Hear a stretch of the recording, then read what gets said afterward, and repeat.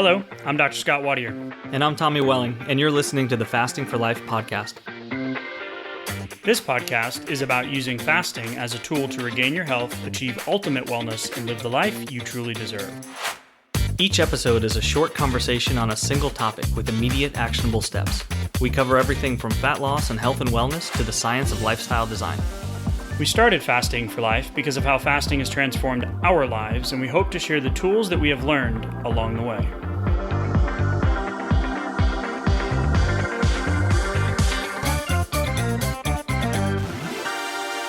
Hey everyone, welcome to the Fasting for Life podcast. My name is Dr. Scott Wadier, and I'm here, as always, with my good friend and colleague, Tommy Welling. Good afternoon to you, sir. Hey, Scott, how are you?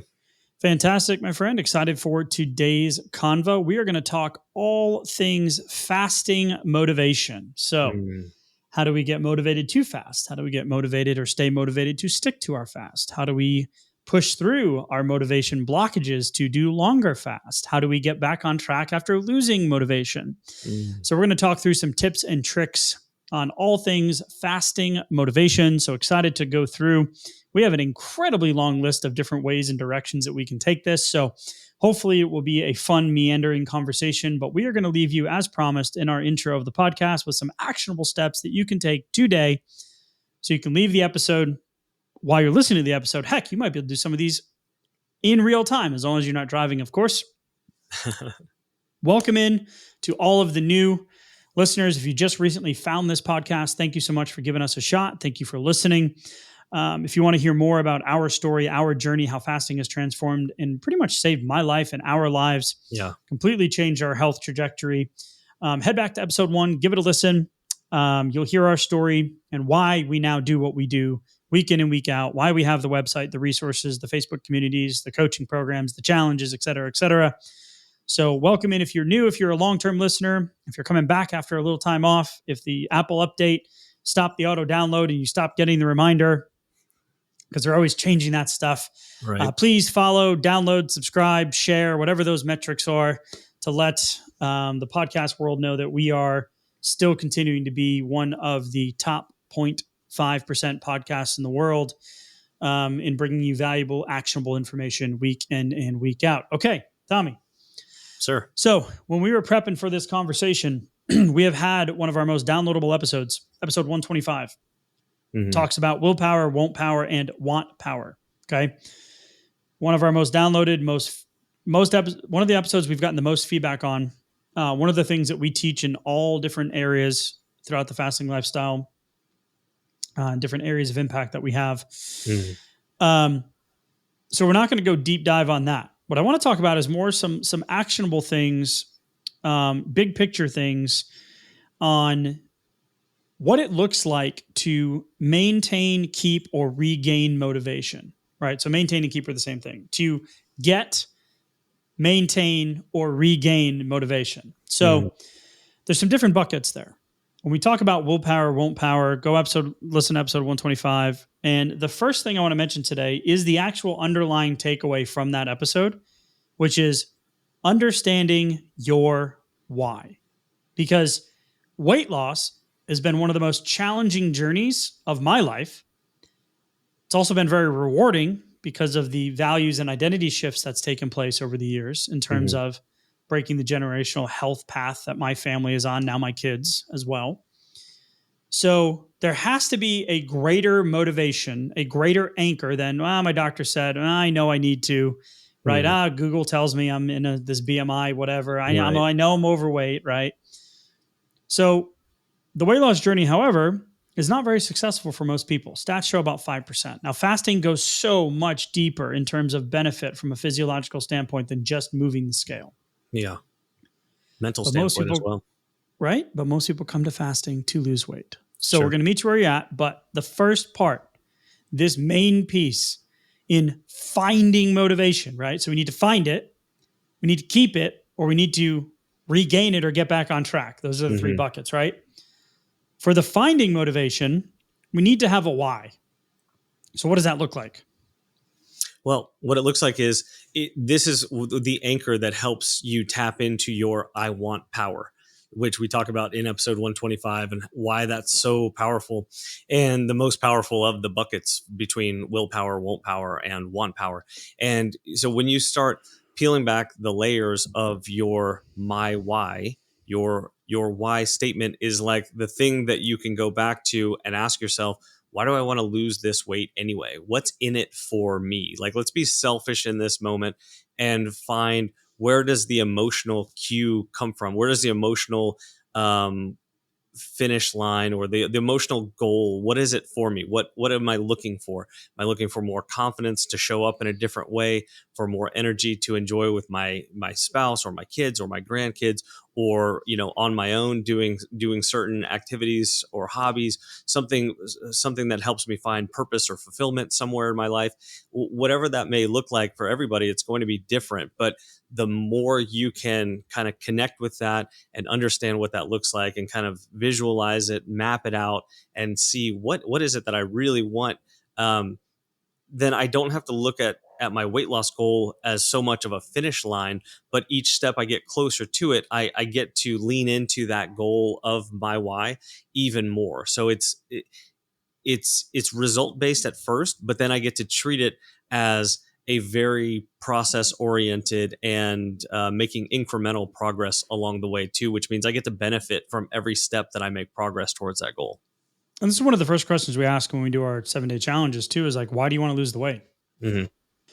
And a lot of people just have a depth perception issue. Well, I need to lose weight because I'm a life event, or I know I'm just overweight, or I don't like the way I look in the mirror. Like, there's all these little things that pop up. Right? I've always had this extra weight. Yeah, I've always been the husky kid, right? That was me. Yeah, that was me. So, but eventually we know carrying a little extra weight is not an immediate concern. We know long-term, carrying the extra weight can lead to health concerns, which is where I was when I started my journey. So a combination of the two, wanting to feel better about yourself, getting more energy, have more vibrancy, maybe work opportunities, you're providing for your family, whatever it is, but you need to have some anchor that's greater than a number on the scale. So it's like, for me, I want to change the generational path when it comes to health of my family. So when my motivation is waning, I have an anchor to go back to. Simon Sinek, Start With Why. If you want to go read a book, get an audiobook. Incredible explanation. I want to say explanation of how to define your why. Super easy read, super easy listen. It taps into the neurology of the brain and how we get stuck in this constantly wanting to rely on willpower or won't power, meaning I'll have enough energy to do it, or I'll resist the temptation when. And the reality is, in those moments, you need to have a deeper anchor to keep that, or to even start that motivation from going. Because you can think about the next couple I want to talk about and kind of group into here together, Tommy, as you mentioned, it's having a result-based goal, right? Mm-hmm. So setting realistic goals, creating a plan, and then finding things to do is all part of this why component. You got to set a goal. But if we have a large, big, hairy, audacious goal that's 50 pounds, disease reversal, coming off medications, Alzheimer prevention, whatever it is, mm-hmm. that result-based goal living off in the future is actually undermining your progress when the results don't match your expectations. Mm. So we set a result-based goal, but then we need action-based goals, or daily things that we're going to do with the plan that we've created, anchored to our greater why, that are going to find enjoyable actions. Now, I'm not saying we're talking perfection here, right? Of course. So it's not all going to be roses. There are going to be days or fasts that are harder than others. There are going to be moments of social interaction where you give in, right? That's reality. Sure, we're human. But if you don't like running shouldn't be a part of your plan, right? If you're a vegan, you shouldn't be like, well, I guess I got to start eating meat now, right? Like, we got to do the things that align with your core values and your lifestyle. So you need to find the enjoyable activities, find the fasting windows that work for you, find a place or a starting point where it feels motivating, because we live in this world of like instant gratification, like, oh, I'm going to, lightning's going to strike, and I'm all of a sudden just waiting for that, like that magical activation energy where I'm going to transform my life. Well, guess what? It doesn't work. The people that have the results have figured out ways to systematize it, tap into their subconscious, and create habits and disciplines over time, not just I'm going to willpower my way through it. Sure. Yeah.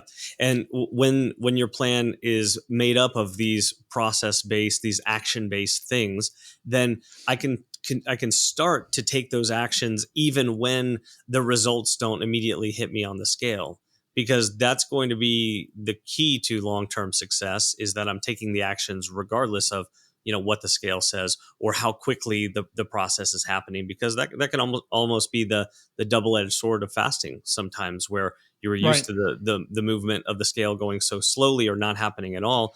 You find fasting, you start doing it, you can see a relatively large drop in the scale, and you can have those early wins, which are great and they can be motivating. But if you're expecting them to continue like that and then they don't, which they probably won't, they tend to slow down Right. over time, and we talked about that in a recent Q&A episode. So when that happens, what do? I need to continue taking the good actions anyway, right? And that's going to be it's going to be impossible to keep seeing results unless I'm doing that. That's why we talk about like foundational habits, like, Mhm. delaying your coffee or walking after meals or those little tips and tricks, right? But today is really like finding the fasting motivation, right? When you don't have it, when you want to keep it, or when you need to get it back, Yeah. right?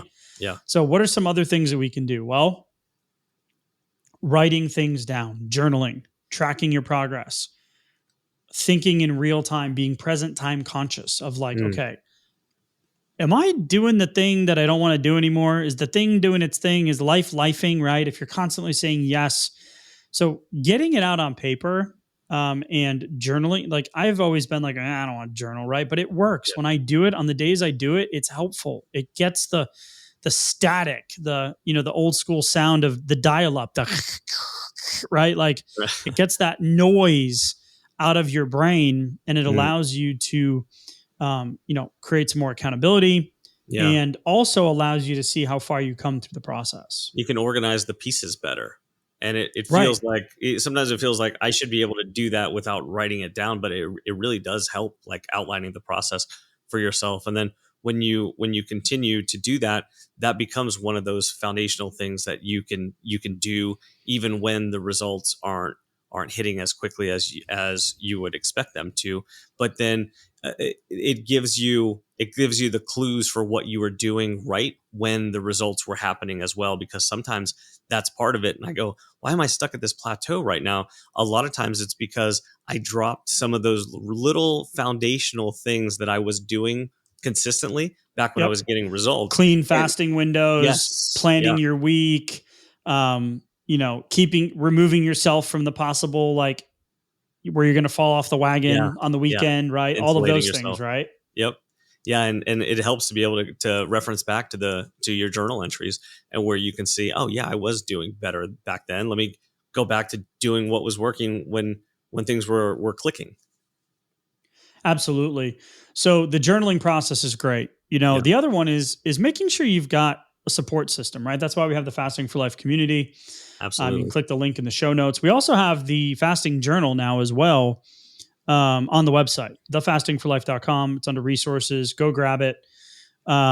If you're looking for a fasting related journal, it's a free PDF. We'll send it to you. But the seeking support, the having the insulation, right? So the first two rules of fasting: don't talk about fasting, don't talk about fasting, right? But if we look at the research on weight loss managers, or WLMers, right? And Marie Spreckley and her team, they identified that, one of the biggest components is this social component, right? So if you're Mhm. constantly being the one having to say no, and people being like trying to, pull you back in the bucket, right? The Yeah, crabs in a bucket analogy, yeah, then you need to have someone or somewhere to go where you can get re-energized and know that you're in the right place, right? So that support piece, the marriage merge, friends, family, social circles, church, whatever it is, you need to make sure that you have some infrastructure, some environmental game set up there, as you start to kind of walk this out or regain that motivation. So there's something you said about, um, the journaling process. I want to hop to the bucket of regaining motivation when you've fallen off track, right? hmm Before I forget, is um, when we tend to fail, we tend to focus on the negative. Journaling allows you to go yeah, back and see where those wins were to help you get back on track quicker. yeah.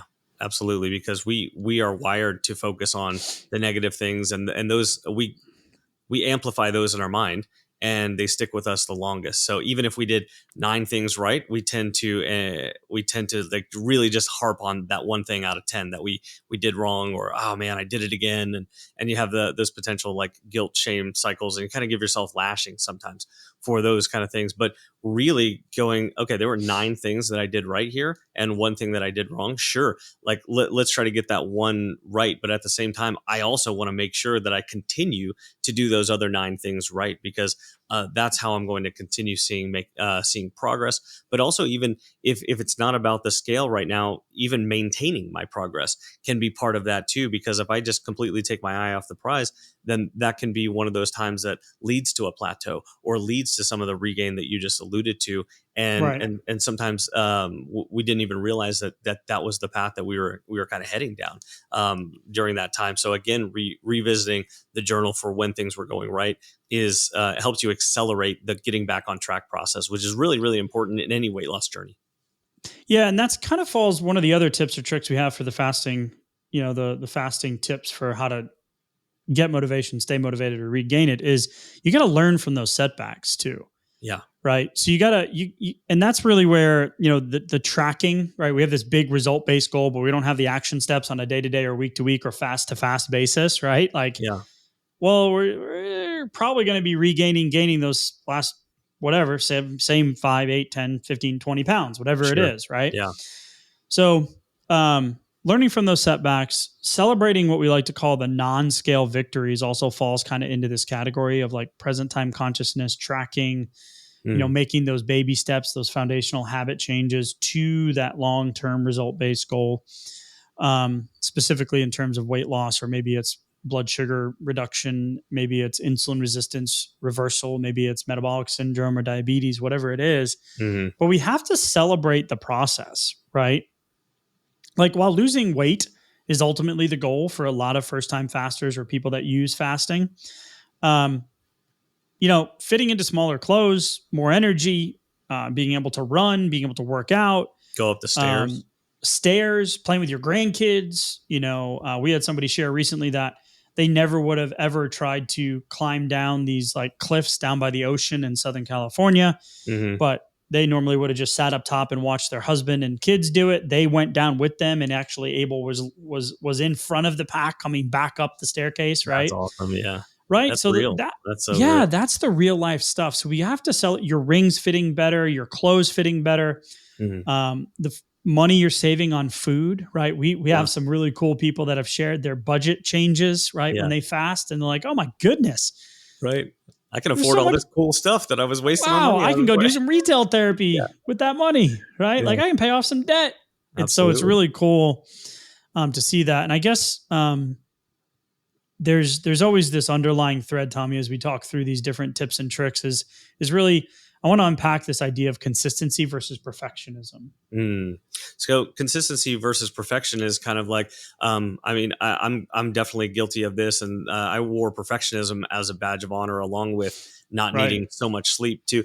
And but it can really be the perfectionist trap if you think about it, where it can be all or nothing thinking. It can be spending too much time on creating a plan where there's no more energy left to actually go ahead and execute and do the plan. Action. Yeah, taking the action, right? It would be much better to take 8 imperfect actions than wait to try to map out 10 perfect actions and then never get to any of them, right? I Because would you say one imperfect action is better than an infinite number of perfect true. actions if you're Yeah. just going to wait, right? Yeah, very true. Because you're Yeah. always just going to be sitting there at zero, frustrated that you don't have the perfect plan mapped out. It's almost ridiculous to say out loud, but if you've ever done it, then you know what I'm talking about, and I've done it 1,000 times.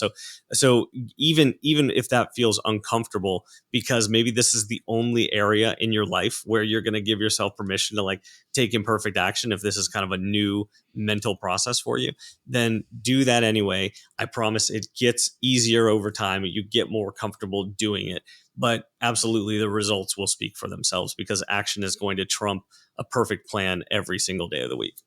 And that's the thing about consistency. So 80-20 rule, right? Hmm. So if you're fasting consistently and you hit 30% of a month. So that's 24 days. Sorry, 80% of the month. That's 24 days, Okay. right? Yeah. So 24 days hitting consistent fast, not perfect fasting windows, consistent fasting windows. And you have 6 days where you're like, bleep it, lifed, whoops, right? Well, we need to also practice self-compassion in those moments and not let them derail us. That falls into the Yeah. keeping or regaining the motivation component, right, of the buckets that we talked about. But this consistency key and taking action initially is what keeps the momentum going. People typically think you get motivated, you take an action, you get a result. The reality is you take an action, you get a result, and you stay motivated to keep going. Sure. And that's in all areas of life, not just when it comes to fasting and weight loss, right? So that is like kind of the little underlying tricky mental aspect of the consistency, perfectionism, imperfect action, messy action, failing forward, practicing self-compassion, all of those kind of ball into some of them help you get momentum, some of them help you keep momentum, and some of them help you regain momentum, but they're all different categories of things that we should think about while we are trying to set your why, set your goals, and then figure out what those foundational fasting habits are for you. Yeah. And, one other thing you brought up was consistency, but you also mentioned non-scale victories too. And I feel like if you are on the lookout for non-scale victories, then that means that even when the scale's not moving, even if fat loss is your main goal, when the scale isn't moving, because there will be a lot of times where it's not, are there other things that you're doing better or that could be fitting better, but maybe it's mental. Maybe they are mental victories. You're Right. thinking about things differently. Maybe you have a different level of resiliency than you did in the past. Maybe your cravings are lower. Maybe it's feeling more natural not to want to say yes to everything that you used to crave in the past. Like maybe it's sweets or maybe it's salty or late night snacks or whatever the case may be. As it kind of gets easier, that's a non-scale victory right there. And you making it a point to celebrate that means that you're getting victories even when the scale's not necessarily rewarding you. And that's an important part, and that helps you stay consistent throughout your journey, or more consistently. There's a few more in this category before we switch to some of the other insulin resistant drivers, right? For tips and tricks with adopting a fasting lifestyle, and specifically focusing on that staying motivated, keeping motivated, et cetera. I know I keep repeating it, but like we need to hear it, right? We need to We hear do. and break the shackles of the on-off dieting mentality, right? Yeah. So another one that's really powerful is visualization. Putting into your plan, rewarding yourself along the way that typically are not food related, or Mhm. restricting or omitting your way to success. I'm never going to eat a carbohydrate again. I'm never going to have ice cream again. Okay, well let's not speak in absolutes. Let's Yeah. let's keep it real here, right? So we can visualize success, can put in these little checkpoints and rewarding yourself.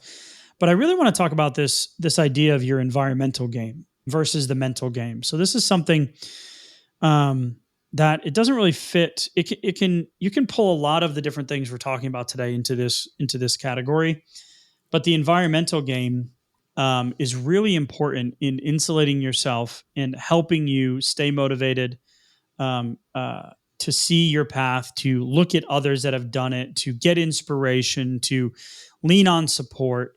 But this idea that we're going to mentally be strong enough to do this on our own, that's not how we're wired as humans. We Right. have this missing community piece, right? So you can look at all the weight loss products in a box out there, the quick fixes, right? The diet mentality. You can look at things like Weight Watchers. They have accountability, but does anyone really like going to the Weight Watchers meetings? Like that doesn't sound fun to me, right? Mm. Eating prepackaged food for the rest of your life. Like really, that's a long-term, maybe an injection, maybe, I don't know, GLP-1. Maybe Mm. that's a short-term solution for you, but I would really hope that you're changing the lifestyle stuff that we're talking about now, because we're starting to see the data on some of this, and it's not a long-term fix. Yeah. Right. Now, there are applications where it might be applicable for diabetics, which is its intended use. But when we look at this environmental game, our mental game, we are very, and this is why we started this conversation with why we are very good at rationalizing, at deciding that we deserve it, right? Talking ourselves into the thing that we know we shouldn't be doing. Sure. Yep. Having an environment, right, that you can rely on for support is so incredibly important, because when you give your word, let's use an example. My neighbors across the street, my friend who's moving, let's say, to our area. Mhm. If I said to them, hey, I've got a pickup truck, I'll see you on Sunday, I'll help you move the furniture, and then I don't show up, how Hmm. does that feel? That feels terrible, Yeah. right? For everybody. I'm very much less likely to blow off that engagement when I've given someone my word, Yeah. right? So you're much more likely to blow yourself off, Yeah. All right. right? And talk yourself out of it. For So sure. this idea of environmental game allows you to have a place to go to when your motivation is waning, right? Which falls into the category of how to keep it and or how to regain it by leveraging the support of others. Yeah. I mean, it's really like it's really where these conversations started, which was like how can we support, how can we drive some of the supporting pieces that are insulating our environmental game or creating an environmental game, because it really felt like I was Yep. on an island when I discovered fasting and started using it for my own purposes. And it was like, okay, well, nobody else that I know has the issues that I have or needs this or is willing to try it or has tried it. I'm kind of on an island here. And so that can be really tough because there's a social comfort that goes along with, well, hey, what's my peer group doing? What are my friends and family doing? And if they're worried about what you're doing, or they don't understand it, or they're maybe they fight you on it. Like we've heard all kinds of stories like that, even, Right. and it could be spouses, and usually it's coming from a place of love and or like concern. But either way, it can be frustrating or demotivating, or it can lower our resolve in some situations, and that can be very problematic for keeping things consistent and keeping motivation high to keep going, right? Yeah, 100%. We're going to shift just a little bit here into kind of the category I would call like the physiology underneath the decisions you make, right? The Hmm. physiology under the getting motivation, keeping motivation, or regaining motivation when you fall off. And these are going to be physiological drivers where a lot of the times we will change our fasting schedule or go to food as a solution when the problem is not that. Yeah, So done it. yeah, right. So it's this new thing that we've been talking. It's just been a new concept and a new way to kind of talk through this lifestyle adaptation over the last few months that we've really realized is okay. Well, I'm traveling. My sleep's going to be off. My stress is higher. Okay, so you're going to go to food or an emotional connection to food or changing your fasting window or giving in or closing early or not starting the timer or just disregarding the timer after you start it, right? All Yeah, of what those different timer? things. Yeah. What timer, right?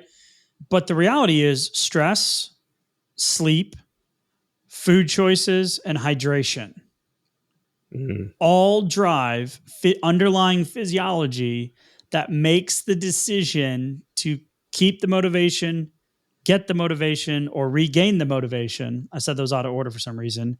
Get the motivation, keep the motivation, or regain the motivation after you've fallen off track or lost it temporarily. All of these things are drivers of poor fasting and food related decisions. Mhm. So if sleep's the problem, is food the solution? If stress is the problem, is food or changing your fasting windows the solution? Mhm. Is your food choices, excuse me, if your stress is the problem, is food the solution? The answer is no every single time. Hmm. If people pleasing is my Oof, problem, is oof. food the solution? Right? Yeah, that one hits me. Um, and I was gonna say, are we putting you on the couch? Like, is right? this No, gonna no, no, happen, or are you no. just gonna kind of drive by? I'm not gonna jump on the couch, but at the Okay. same time, it kind of goes back to some of those social components and being comfortable in whatever environment that you're in, and sometimes that leads to certain choices, and sometimes that might be breaking a fast early or not setting a fast because Right. you have a certain obligation going on or whatever that might be. But if these things are keeping you from long-term results, then that's where the effort and energy and focus need to go as far as the solving or the helping assist in those situations. So if it's sleep or sleep hygiene, then that needs to get the focus and some of the effort, because it can be easy, like you said, to go to food. You have dopamine hits, you have fuel, you have salt that's coming in, you have sugar that's coming in, and we tend to feel better, at least in the short term, from when food comes in. And so it can be like at those low dopamine points or at those high cortisol points during the day or during certain seasons of life, then food feels better when it's coming in. So it can feel harder to abstain from it from a certain period of time because you want to set a fasting timer because you have fasting goals. So we need to address the source of the issue and kind of throw a wrench in the cycle of using the food to quote unquote solve, at least short term solve the issue. Right. And I mean, that's where we do our fasting types conversation. Are you a freelancer, a weekend warrior, a grazer? What's the Yeah. behavior, right, that's driving the action? Mm-hmm. So I don't want to go down and have the conversation that we had in our previous episode, or one of the two previous episodes, where we talked about the top practices, right, that are non-food or non-fasting related to get better blood sugar, to reduce insulin resistance, to get better fat loss results, et cetera. Mm-hmm. So go back and listen to that one, because the sleep, the water, the hydration, the nutrition. We didn't talk about nutrition, so we're going to talk about that in just a second in that previous episode, because it was Caffeine. non-food, non-fasting, Yeah. caffeine, right? So I want to talk about the food here in just a minute. This is why we don't call it, your window's open. It's like a feast and all you can eat buffet. We use the terminology a nutrition window. Yeah. Or not opportunity. a meal. What'd you say? Or opportunity. Yeah, nutrition window, nutrition opportunity when you break your fast, right? So this whole meal, the fasting's the easy part. Once you get some reps, you're like, wow, I feel better. This is easy. Sure. Now I need to break my fast. Here comes the snack Question attack. marks. Here comes the graze. Well, I'm the only one in the house doing it, and there's a bunch of crap in the pantry, right? Well, we get it, right? My wife and I are polar opposites in how we get results when it comes to weight and our health. She is a tracker, a macro calorie counter. Like, she plans the night before what she's having the next day. Like, that is not me. I did it with lots of failure over the years, lots of scar tissue there. So fasting has been the optimizer for me. But when we're looking at food, we want to look at this nutrition opportunity. We want to put foods in there that we know are going to serve our long-term goal, but that don't completely restrict and omit ourselves out of certain food groups or macros that aren't long-term sustainable, like the whole, I'm not going to ever eat cake again. I'm not going to ever have a glass of Prosecco again. I'm not going to ever have ice cream again, right? Like, I'll never touch a carbohydrate. These good, bad food labels, right? Sure. We want sustainability. So when we're focusing on this nutrition, when we have an opportunity, when we break our fast, we want to be intentional about it. We also want to know that if we have lost some weight and we want to regain the motivation, let's say we've hit a plateau, and what you were doing in terms of fasting is not working anymore, well, we need to reassess, right? And all the stuff we were talking about are some of these tips and tricks to do that. Check your journal. Check the journal to regain that motivation.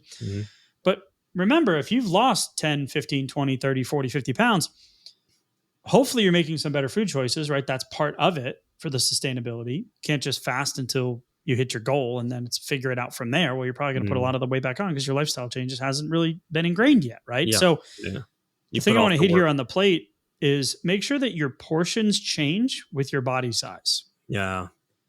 That's a good one. Your second plate, this is where my dad is right now. He's lost 60 pounds off 17 medications, reverses diabetes of 30 years, off 120 units of insulin.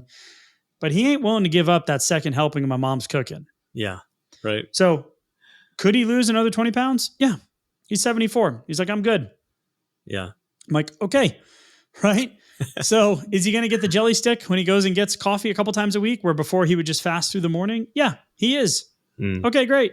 So, but this idea that there's a lag time that lags behind when we've had some success and then we plateau. We Mhm. really need to focus on this portion and these nutrition choices, which is going to create that long-term sustainability, which is what we see in the research.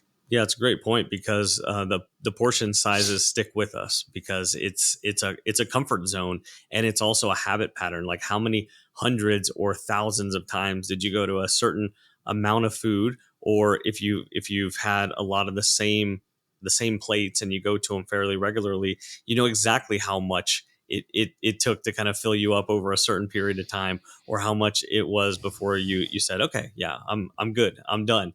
And you can still go back to that because it's not your stomach's not necessarily going to send you the exact signals at the right exact time, depending on what the proportion of the plate is and what's on your plate. You might not get those signals quickly enough to actually like turn it off and get up from the table or not go for that second serving, whatever that is. But if you add that up, if you add those servings up over all of your nutrition opportunities across the week and then the month, it might be an extra 400 calories here or 800 calories here, eventually causing a plateau or maybe a little bit of regain even. So as you adjust food choices, as you're more in control of your ingredients more of the time, as you use more whole foods, which give better satiety factors, they give better signals all throughout our gastrointestinal and our nervous system, then those can be very, very helpful. So the more processed the foods are, the more they kind of bypass those natural satiety signals. So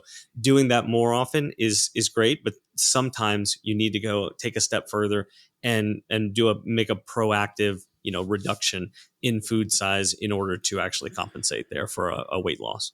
Yep, 100%. So the last one I want to touch on here, Tommy, and we'll see where this kind of conversation goes, Mhm. is this concept of embracing the challenge, stepping outside of your comfort zone, staying Mhm. positive on the tough days, Yeah. practicing gratitude, right? Finding inspiration in the environmental game, finding other success stories, which is really why I think a lot of people gravitate towards the fasting for life lifestyle. Mhm. And just reading the reviews on the podcast, or looking at the wall of fame on the website, or checking out the registration page for the challenges that we have, right? Mhm. Pun intended, embrace the challenge, literally Yeah. the challenges that we do multiple Right. times a year. But Shameless that's plug, why. wasn't Yeah. planned, just happened in real time, peek behind the curtain. I was like, oh yeah. But that's where that stuff lives. So embrace the challenge that you are doing something that most people can't do. And it's not that they have some magic motivation pixie dust or Mhm. some magic pill, potion, or lotion. It's that they have embraced the process. They've embraced the challenges to push outside of your comfort zone. I hear this quote in my head often, and I'm really bad at quoting and paraphrasing. So if this is not landing, please clean it up for me, Tommy, as we Okay. operate typically very well in a yin and yang situation when it comes to this, aka landing the plane if you've been around and you're an OG to the podcast for a while. Mhm. But it's the result you want is on the other side of the work you're not willing to do. Oh, I got Mhm. it. The Wow. result you want, Stuck the landing. thank you, is not willing. I was just going to celebrate. Is not willing, is on the other side of the work that you're not willing to do. Or maybe I'll say it this way, it's on the other side of the work that you haven't done yet. Yeah. Right? So staying positive on the tough days, finding joy in the journey, seeking accountability, embracing those challenges is really part of this process as you individualize this fasting adaptation to a fasting lifestyle, and once and for all get off of that dieting roller coaster. It's a really good one to highlight because your current results are within your current comfort zone for sure. And so as you look for new results that you haven't seen before, that means there is a necessity to expand your comfort zone a little bit. So we like to do that a little bit, little half step at a time tends to be the best way to do that. And there are some times where it's good to just kind of rip that Band-Aid off, whatever that might look like for you and your habits. But at the same time, we like to focus on what's the end goal here. The end goal is sustainability, getting there. It'd be better to get there wherever there is in a month versus try to get there in a day or two and then fail and then not go back to it. So I'd much rather see slow and steady progress over the weeks and months rather than failed attempts that are that are like cold turkey attempts and things like that. So when we talk about our habits and staying consistent and seeing new results, it's absolutely about sometimes strategically getting outside of our comfort zone. Yep. And like picking up a new podcast like this one might have been at a certain point outside of your comfort zone. Registering for a challenge might have been outside of a comfort zone, but we see incredible results there. And it's everyone's comfort zone is always a little bit different, and it's kind of dynamic too. But just understanding, hey, if I want new results, I'm going to have to step outside of my comfort zone, can be a really freeing, empowering thought. And it might not be one that you've ever really kind of swallowed that red pill before in another process, but it's absolutely one that can help drive your steps forward, during your fasting lifestyle for sure. So I remember a quote from Stephen Covey, and so I didn't screw it up. I went and looked it up real quick here. I'm not a product of my circumstances. I'm a product of my decisions. So first and foremost, you have to make the decision, right?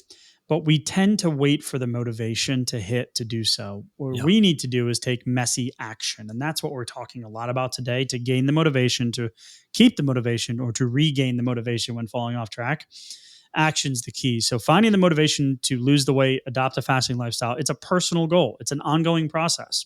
It requires you understanding your why, setting goals, creating a plan, working on consistency, focusing on the journey, celebrating the progress, seeking support, staying motivated, remembering to be patient, remembering to embrace the challenge, being kind, finding joy in the process, right? Because you ultimately, as an individual, are worth it. In today's world, we typically get distracted, off track very easily.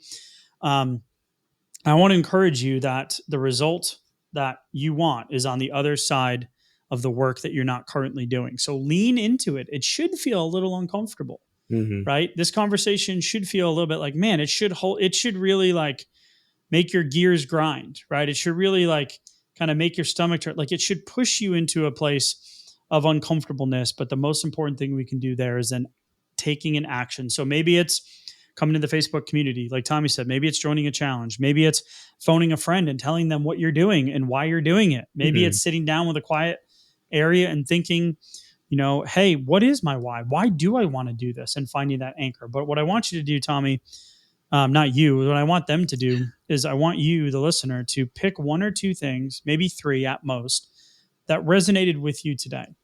Go back to the beginning of the episode, start with your why, and then pick a couple of extra things that you can take an action on today, right? Yeah, absolutely. Because taking that action today, it's again about the messy action. So taking an action today, no matter how messy it is, rather than waiting for it or thinking about it any longer. No, just take an action, a simple one, a little bit outside your comfort zone, maybe something you didn't do earlier today or you haven't done in a while. Pick that one back up and then go and let me remember to do it tomorrow, or let me set a reminder on my phone to do it again tomorrow. And that way I can keep that consistency train going and start building on those actions that are then going to lead me to new results. Yep. And maybe it's listening to episode 125 or putting this one on repeat, right? Maybe it's something so simple that you're just not seeing it. So as we wrap up today's conversation on the best tips and tricks and how to find, keep, or regain the fasting motivation, find the stuff that resonates with you, take messy action, be encouraged that it is possible. And if you need anything from us, feel free to reach out. We would love to see you inside of our Fasting for Life ecosystem. Happy to help. Tommy, appreciate the conversation, sir, and we will talk soon. Thank you. Bye. So, you've heard today's episode, and you may be wondering, where do I start? Head on over to thefastingforlife.com and sign up for our newsletter, where you'll receive fasting tips and strategies to maximize results and fit fasting into your day-to-day life. While you're there, download your free Fast Start guide to get started today. Don't forget to subscribe on iTunes, Spotify, or wherever you get your podcasts. Make sure to leave us a 5-star review, and we'll be back next week with another episode of Fasting for Life.